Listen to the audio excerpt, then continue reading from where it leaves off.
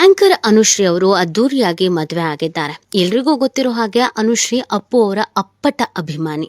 ಮದುವೆ ಮನೆಯಲ್ಲೂ ಕೂಡ ಅದು ಗೊತ್ತಾಗ್ತಾ ಇತ್ತು. ಅಪ್ಪು ಫೋಟೋ ಹಾಕಿಗೆ ಅಭಿಮಾನದಿಂದಲೇ ಆಶೀರ್ವಾದವನ್ನ ಪಡೆಯುವ ರೀತಿಯಲ್ಲಿ ಅಪ್ಪು ನಮ್ಮ ಜೊತೆಗೆ ಇದ್ದಾರೆ ಅನ್ನುವಂಥ ರೀತಿಯಲ್ಲಿಗೆ ಮದುವೆ ಆದ್ರು. ಎಲ್ಲದಕ್ಕಿಂತ ಹೆಚ್ಚಾಗಿ ನನಗೆ ರೋಷನ್ ಸಿಗೋದಕ್ಕೆ ಅಪ್ಪುನೇ ಕಾರಣ ಅನ್ನೋದನ್ನ ಕೂಡ ಹೇಳಿದ್ದಾರೆ. ಹೌದು, ಪುನೀತ್ ರಾಜ್ಕುಮಾರ್ ಅವರ ಕಡೆಯಿಂದಲೇ ರೋಷನ್ ಅವರ ಪರಿಚಯ ಆಯಿತು.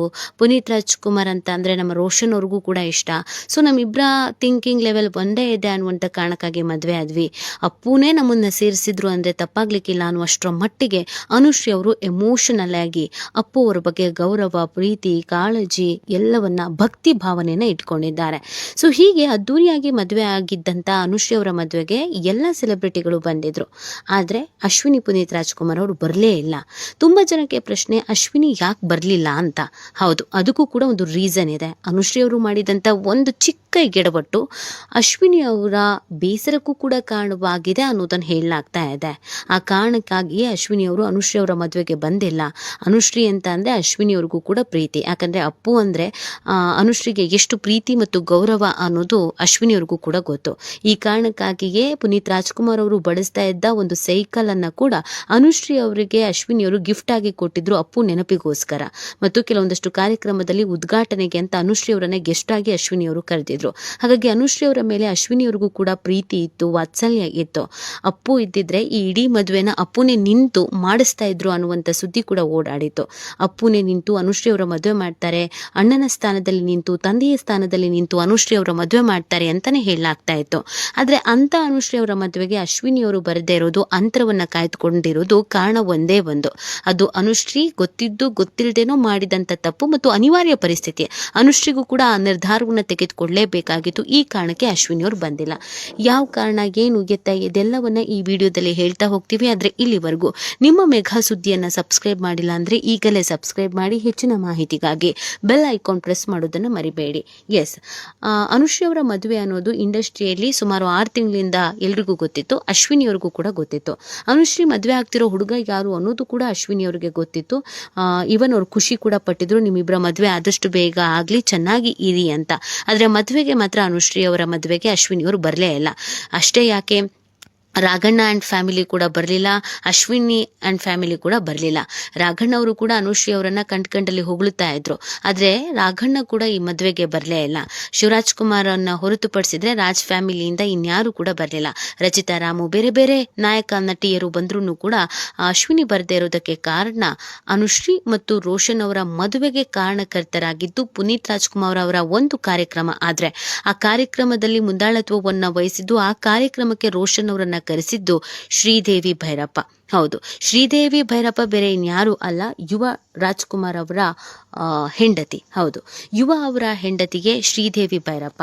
ಶ್ರೀದೇವಿ ಭೈರಪ್ಪ ಅವರು ಅನುಶ್ರೀ ಅವರು ಮತ್ತು ರೋಷನ್ ಅವರ ಪ್ರೀತಿಗೆ ಸೇತುವೆ ಅಂತ ಹೇಳಿದ್ರೆ ತಪ್ಪಾಗ್ಲಿಕ್ಕಿಲ್ಲ. ಅನುಶ್ರೀ ಅವರಿಗೆ ರೋಷನ್ ಪರಿಚಯ ಆಗೋದಕ್ಕೆ ಕಾರಣವೇ ಶ್ರೀದೇವಿ ಭೈರಪ್ಪ ಅಂತ ಹೇಳಿದ್ರೆ ತಪ್ಪಾಗ್ಲಿಕ್ಕಿಲ್ಲ. ರೋಷನ್ ಮತ್ತು ಶ್ರೀದೇವಿ ಇಬ್ಬರು ಚೈಲ್ಡ್ಹುಡ್ ಫ್ರೆಂಡ್ಸು. ಇಬ್ರು ಬಾಲ್ಯದಿಂದಲೂ ಕೂಡ ಒಟ್ಟಿಗೆ ಇದ್ದವರು, ಬಾಲ್ಯದಿಂದಲೂ ಕೂಡ ಸ್ನೇಹಿತರು. ಅಕ್ಕಪಕ್ಕದ ಮನೆಯಲ್ಲಿ ನಿವಾಸದಲ್ಲಿಗೆ ಇದ್ದವರು ಶ್ರೀದೇವಿ ಭೈರಪ್ಪ ಮತ್ತು ರೋಷನ್ ಅವರು. ಸೊ ಈ ಕಾರಣಕ್ಕಾಗಿ ರೋಷನ್ ಮತ್ತು ಶ್ರೀದೇವಿ ಅವರು ಆಪ್ತ ಗೆಳತಿ, ಆಪ್ತ ಸ್ನೇಹಿತರಾದಂಥ ಹಿನ್ನೆಲೆಯಲ್ಲಿ ಪುನೀತ ಪರ್ವ ಅನ್ನುವಂಥ ಕಾರ್ಯಕ್ರಮದಲ್ಲಿ ರೋಷನ್ ಅವರನ್ನ ಶ್ರೀದೇವಿ ಅವರು ಕರ್ಕೊಂಡು ಬರ್ತಾರೆ, ಒಳ್ಳೆ ಹುಡುಗ ಅಂತ. ಸೊ ಅದಾದ್ಮೇಲೆ ಅನುಶ್ರೀ ಅವರಿಗೆ ಪರಿಚಯ ಆಗತ್ತೆ. ಅಲ್ಲಿಗೆ ಇವರಿಬ್ಬರ ಪ್ರೀತಿಗೆ ಕಾರಣವಾಗಿದ್ದು ಶ್ರೀದೇವಿ. ನಾನು ಆಗ್ಲೇ ಹೇಳ್ದಂಗೆ ರೋಷನ್ ಅವರ ಬಾಲ್ಯದ ಗೆಳತಿ ಶ್ರೀದೇವಿ ಅವರು. ಹಾಗಾಗಿ ಈ ಮದುವೆಗೆ ಖುದ್ದಾಗಿ ಅವರಿಗೆ ಆಹ್ವಾನ ಆಗಿತ್ತು. ಅನುಶ್ರೀ ಮತ್ತು ರೋಷನ್ ಅವರ ಮದುವೆಗೆ ಅಂತ ಅಮೆರಿಕದಲ್ಲಿ ಇರುವಂತ ಶ್ರೀದೇವಿ ಅವರು ಇದೇ ಮದುವೆಗೆ ಅಂತಾನೆ ಬಂದಿದ್ರು. ಯುವ ಜೊತೆಗೆ ಡಿವೋರ್ಸ್ ಅಪ್ಲೈ ಆದ್ಮೇಲೆ ಕರ್ನಾಟಕದಲ್ಲಿ ಇರ್ಲಿಲ್ಲ ಶ್ರೀದೇವಿ ಅವರು. ಈ ಸಭಾವಾಸವೇ ಬೇಡ ಈ ದೇಶದ್ದು ಅಂತ ಅಮೆರಿಕಕ್ಕೆ ಹೋಗ್ಬಿಟ್ಟಿದ್ರು.